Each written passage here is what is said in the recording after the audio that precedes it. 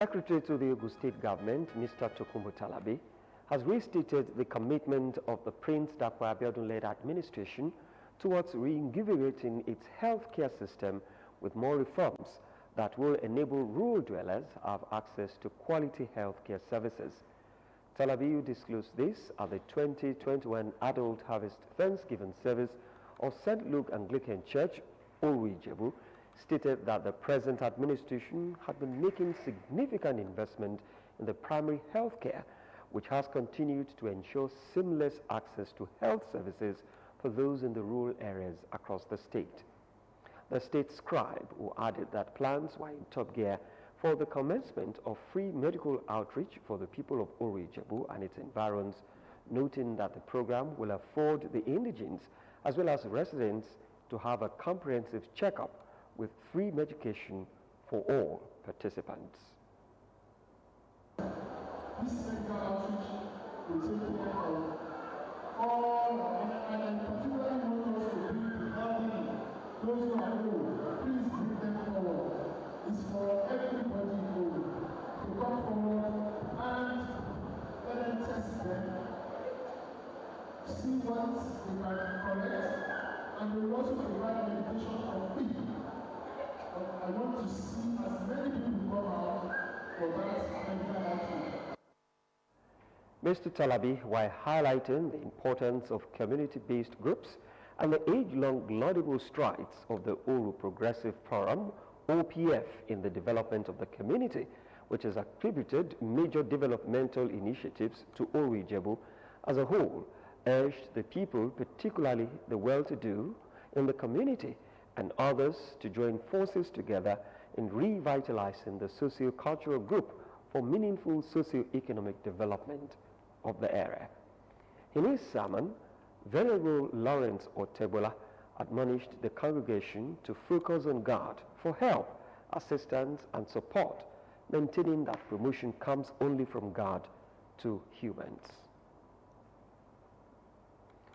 Ogun State workers, especially those in the health sector, have been called upon to continue to be up and doing in the discharge of their duties, while infrastructural facilities within their domain are properly maintained. The head of service, Dr. Nafiu Aigoro, made the call in Abeokuta while playing host to the management team of the Olabisi Onabanjo University Teaching Hospital, Shagamu. According to him, the health workers must continue to be diligent and hardworking in order to return the OOUTH to the best health facility it is known for, maintaining that the equipment and all infrastructural facilities in place must be put to good use for the betterment of all. Present administration has been doing a lot of things to position the institution, and for me, we continue to work together to achieve that aim, so that we will be happy that we have a tertiary hospital that is quite responsive, that can actually assist in decreasing the medical tourism in the country. Speaking earlier, the acting chief medical director of the OOUTH, Dr. Mrs. Oluwabumi Fatugashi, while congratulating the new head of service on his appointment, pledged the continued support of the sector and solicited for more assistance in turning around the fortunes of the facility.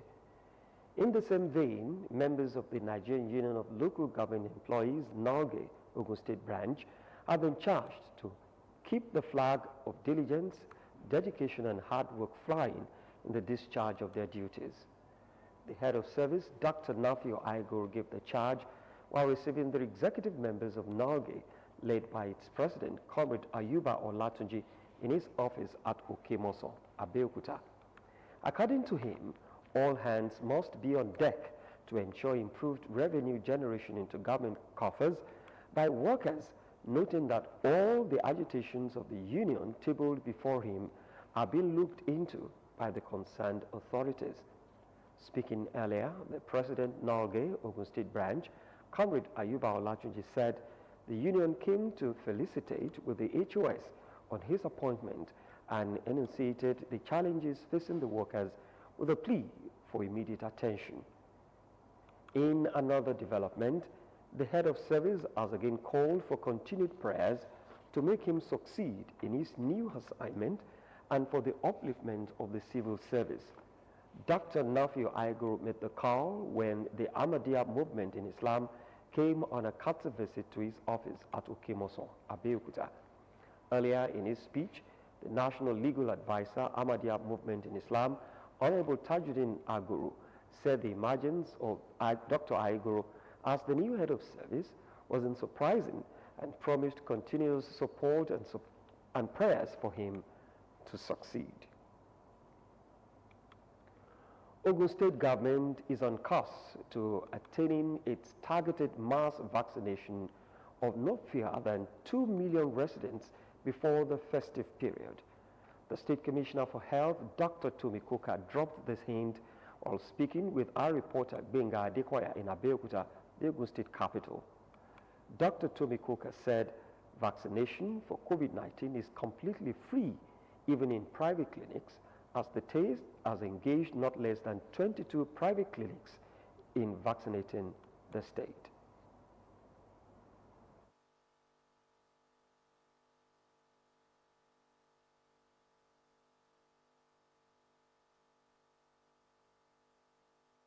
Far, we have started our mass vaccination since the 1st of November, and 48,000 citizens, 48,552 to be exact, have been vaccinated.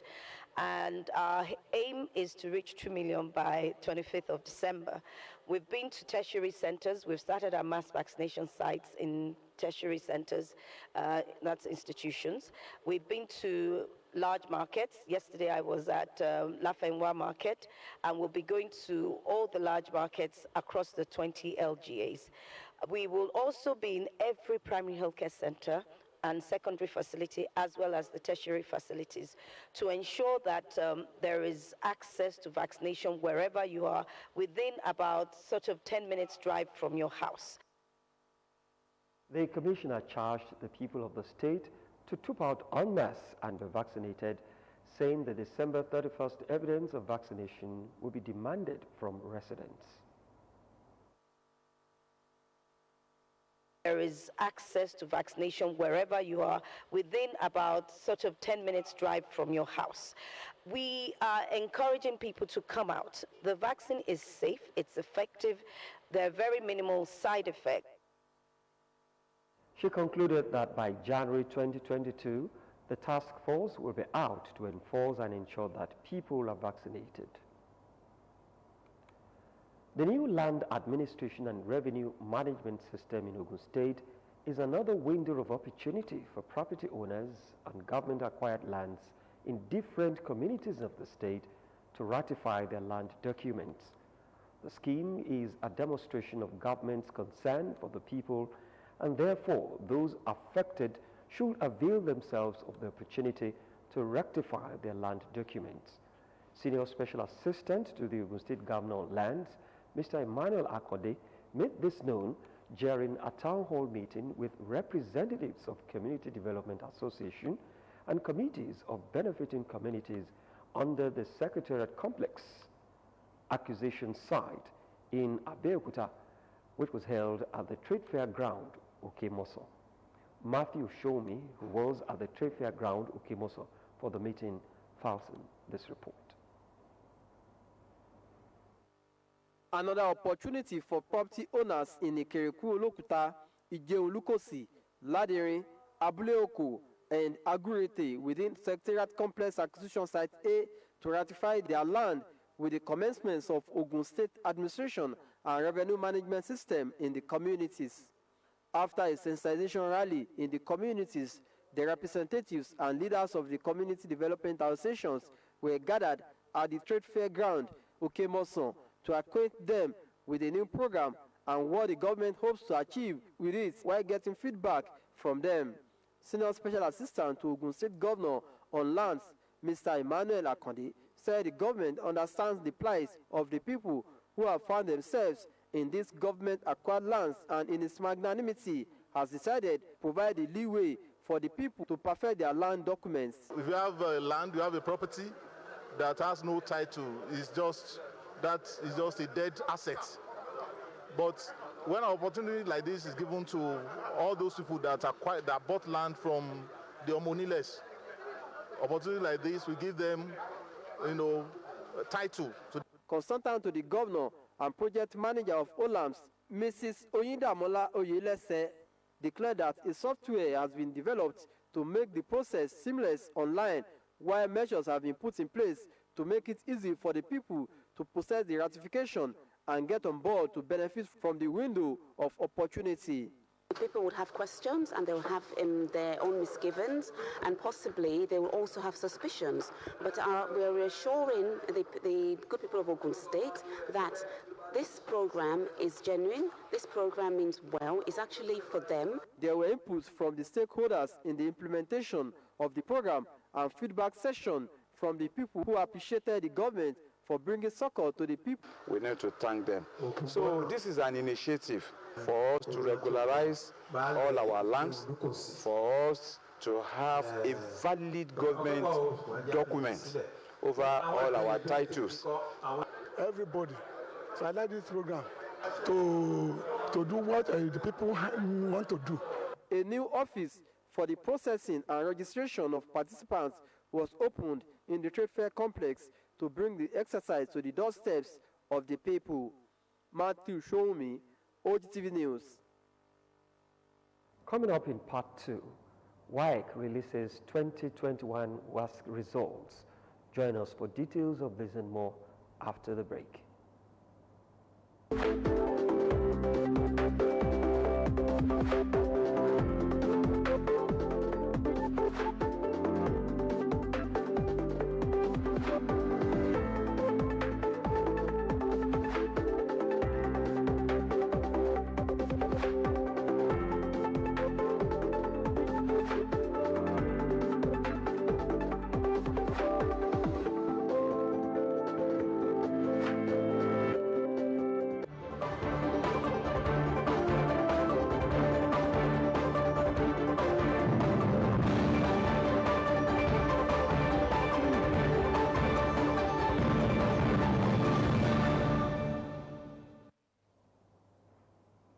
Glad to have you back. The African First Ladies Peace Mission was established 24 years ago as an umbrella body of wives of African heads of state and government to play a supportive role in fostering peace as well as reducing conflicts and their effects on the continent. The importance of the assembly, President Buhari said, cannot be glossed over as peace has become an elusive subject that affects the development in many regions of Africa. Activities of insurgency and banditry particularly said have led to widespread displacement and poverty. The importance of this assembly lies in the fact that peace has become an elusive subject that affects development in many regions of Africa. The activities of insurgents and banditry have led to more widespread displacement and poverty. It is not in doubt that women and children are the worst affected by the breakdown of peace. Therefore, as mothers, I believe you are in better position to drive the processes of peace and actions where necessary. The President congratulated the First Lady of Nigeria, Aisha Buhari, for acquiring a piece of land for the development of the African First Ladies Peace Mission Secretariat in Abuja. I'm happy to know that your forum has been working towards promoting peaceful coexistence within the continent in so many ways. On this note, I would like to reiterate the commitment of our government to the resolutions of this assembly, and I invite other African leaders to do the same. In their messages of goodwill, participating First Ladies pledged to support efforts at enhancing the noble aspirations of the peace mission. The First Lady of Nigeria, Aisha Buhari, had earlier enumerated, amongst others, preventing and managing conflicts, as well as emerging humanitarian activities as clear vision of the African First Lady's peace mission. For entrusting me with this great responsibility, I pledge to execute my responsibility with total commitment and in accordance with the mission's laid down regulations. Not less than 150 youths selected across Ogun State have been trained and subsequently empowered by the federal government through the National Agency for the Control of AIDS. The training was geared towards income generation through acquisition of skills and provision of startup support for participants. Our reporter, Margaret Okunola, reports that the empowerment program, which was held at Ode Remo North local government area, had in attendance dignitaries and staffers of NACA. Her reports.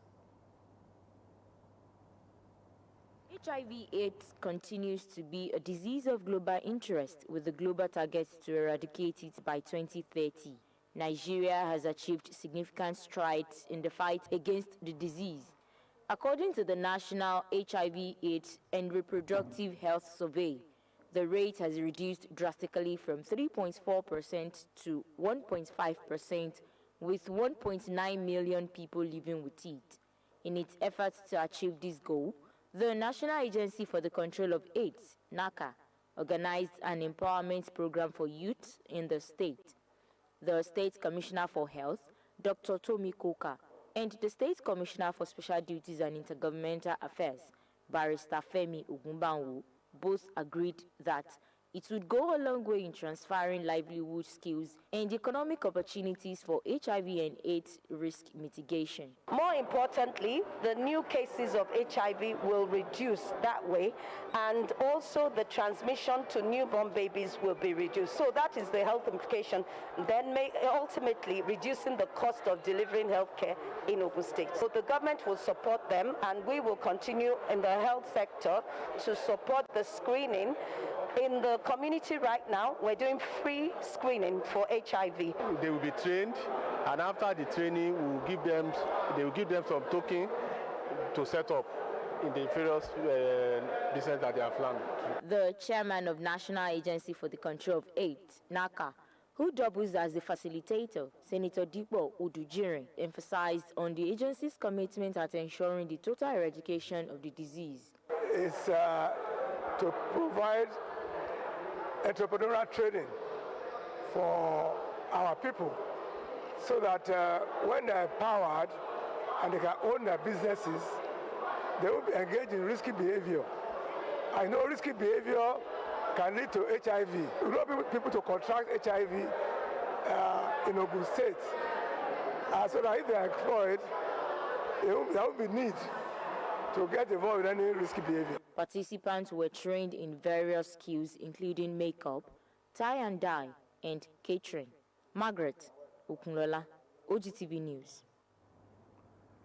Nigerians have expressed their displeasure on how traders take over major roads using walkways to display their products and wares indiscriminately in major towns of Ogun State. Speaking with Ogtv roving crew in Songwater, Ifo, and Abeokuta this Monday, residents, sanitary officers have a lot to do to reverse the trend. Fora Adeson now reports. It is a way of life, trading in strategic places, palaces, junctions, and memorial parks. These are common sites, well arranged and gazetted in those days for aesthetics. But now, in every 10 house, there is at least 7 shopping outlets attached. Ditto for road, no space is spared.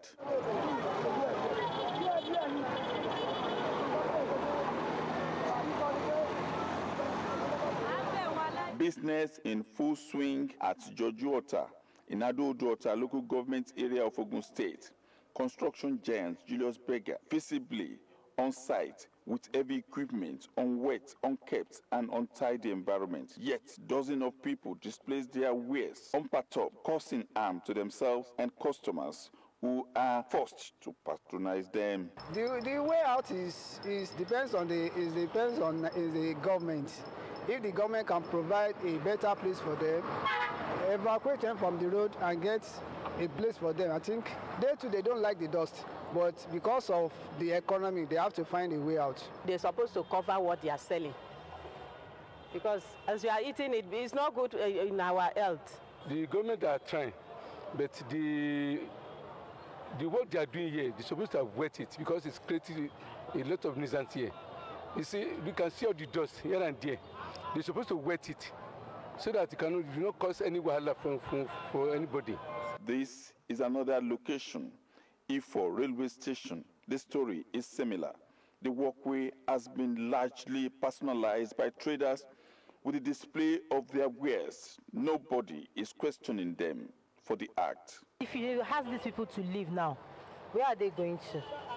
So we need to prepare a adequate place for them whereby they can stock their goods. Let's assume you want to demolish this place now. You are putting them in trouble.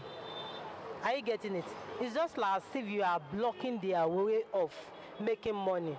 All the environmental people, they just come and say they don't want to see anything on the road. Everybody, they evacuate everything they put on the road. At Abeokuta, this woman and her family operate 24 hours on the walkway. Asked to comment why she has annexed the walkway for personal use, she blamed the economy of the country, just like other traders, using walkways at places sampled. However, one thing remained visible.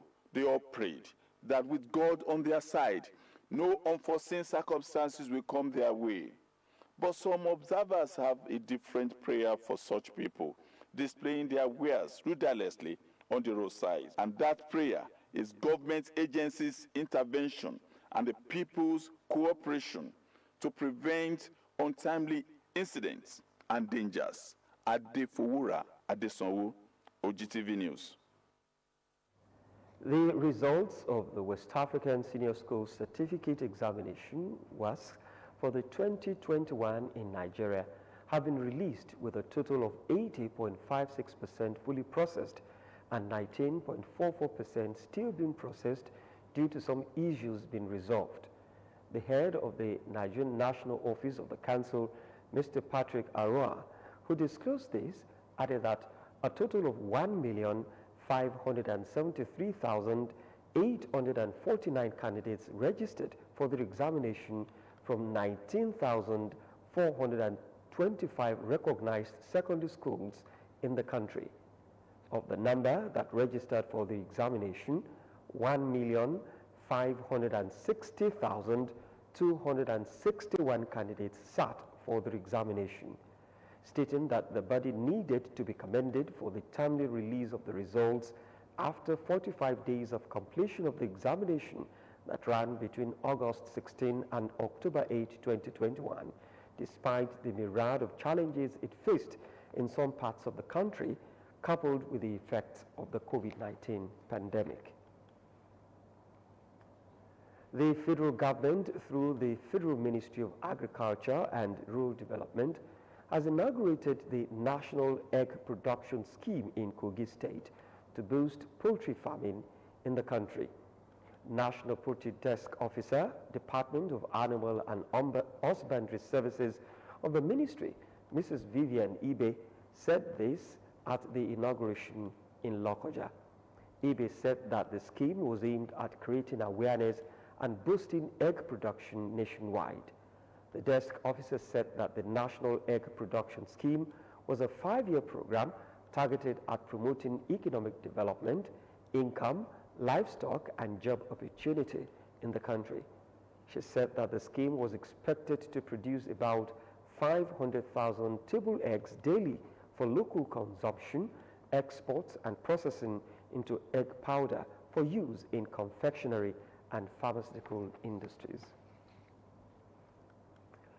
Ogun State House of Assembly, through its Committee on Public Accounts and Anti-Corruption, has charged local council chairmen and other management staff to strengthen measures towards ensuring accountability, transparency and probity in financial records of the councils. Chairman of the committee, Honorable Musefiu Lamidi, said, while examining a 5-year audit report of Abeokuta local government submitted by the Office of the Auditor General for Local Government at the Assembly Complex, Okemos, Abeokuta, details of the report by Kola Oliosho presented in this package.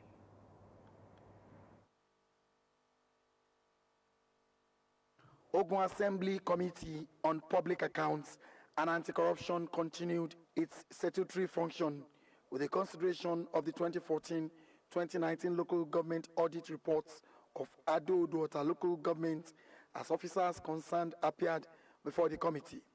Chairman of the committee, Honorable Musefiu Lamidi, in company of the Deputy Speaker, Honorable Akim Agbolade, and other members of the committee, cautioned the council officials, including the heads of local government administration and directors of general services and administrations, to desist from granting blank approval without supporting documents, including payment vouchers and appropriate receipts for retirement of funds.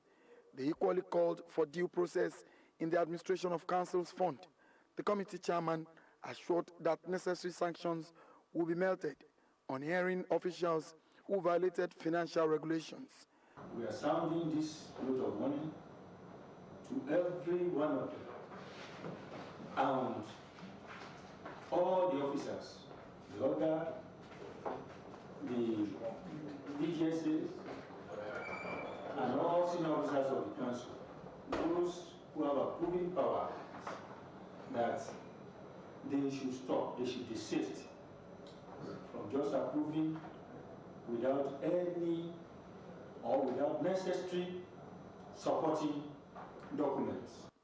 Honorable Lamidi thereafter directed officials, including Adeboale Isiak, Adeni John, and Ayodele Fumi of Ewekoro, Yewa South, and Abeokuta local government councils, respectively, to appear before the lawmakers on Friday, 26 November 2021, having failed to honor the committee's earlier invitation leading to the meeting. Members of the Nigerian Bar Association, NBA Ogun State Chapter, have been sensitized on the need to encourage their clients and the public to utilize the alternative dispute resolution mechanism. The 5-day program, which kicked off in Abeokuta, was organized by GIZ in collaboration with the Governing Council of the Multi-Door Courthouse and the State Ministry of Justice. Elizabeth Esson was at the Continental Suites Conference Center, venue of the program.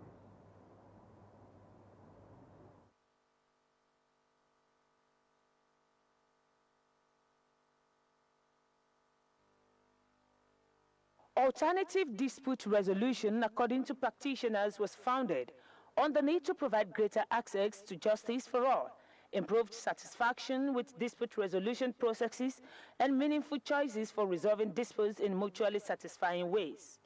In order to broaden lawyers' horizon on the need to further encourage and adopt more alternative dispute resolution and reduce litigation to the barest minimum, especially as the nation prepares for general elections in 2023, informed a sensitization program organized by GIZ for members of the Nigerian Bar Association, the state chapter. There are some aspects of election-related disputes that are amenable to ADR.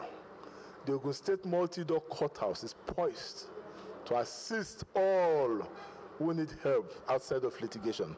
The state coordinator, GIZ, Stephen Dada, said the sensitization program was initiated in order to create a dispute-free environment for business to thrive in Ogun State. Alternative dispute resolution is a means by which cases, especially of commercial nature, are resolved timely, and it's also cheap. So that's why GIZ is also interested in this. And flagging off the sensitization program in Abeokuta was the Chief Judge of the State, Honorable Justice Mosumola Dikpolu, who was represented by Honorable Justice Ayokunle Rotimi Balogun. We are all aware of the cry recently on congestion of cases at the Supreme Court.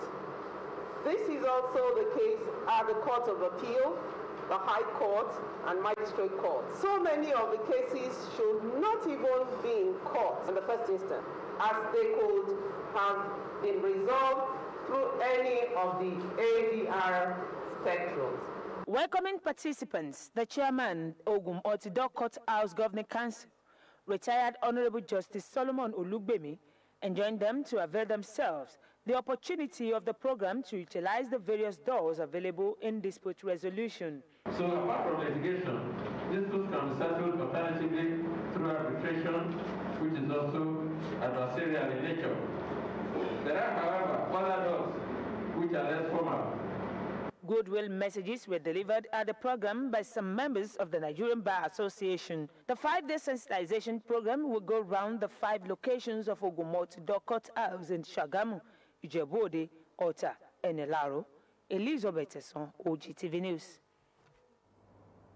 The Attorney General of the Federation and Minister of Justice, Abubakar Malami, has ordered the Economic and Financial Crimes Commission, EFCC, to remit the money laundering case file involving a former Minister of Aviation, Mrs. Stella Odua, to the Federal Ministry of Justice for review. Malami's directive followed a petition alleging that the anti-graft agency was being used to prosecute the erstwhile minister. Odua, who served as Aviation Minister from 2011 to 2014 and currently the Senator representing Anambra North, is facing a 25-count charge of money laundering the FCC preferred against her and 8 others. At the scheduled arraignment of the defendants before the Federal High Court sitting in Abuja on Monday, a lead defense counsel, Mr. Ogu Onaja SAN, notified the court that the AGF had, on the strength of the petition dated February 4, called for the case file. He argued that it would not be proper for the court to proceed with the arraignment when the EFCC is yet to respond to the AGF's requests. And some of the ships seized by the Economic and Financial Crimes Commission have begun to sink in waters across the country, while many of those temporarily and permanently forfeited by suspected corrupt persons are being damaged due to lack of maintenance. The Nigerian Navy, which was mandated to oversee the seized, recovered, or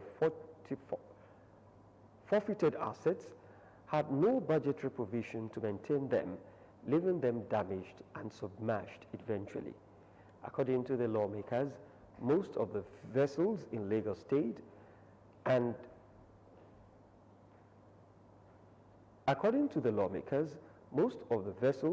in Lagos State and they are was hit by the abandonment.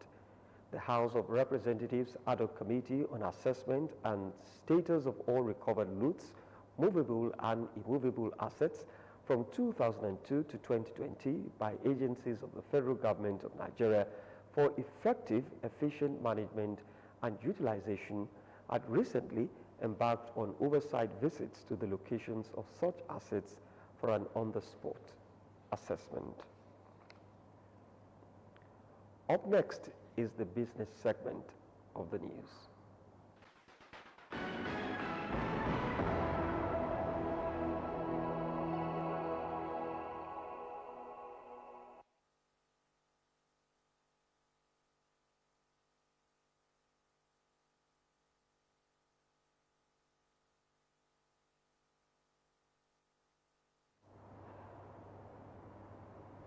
Welcome to business segment of the news. Nigeria's foreign capital inflow is set to get a boost with the forthcoming investment summit scheduled for Toronto, Ontario, Canada. The Canadian International Conference on Trade, Investment and Development, a private sector initiative, plans to hold the CICTID 2022 Investment Summit between June 16 and 19, 2022 at Toronto, Ontario, Canada.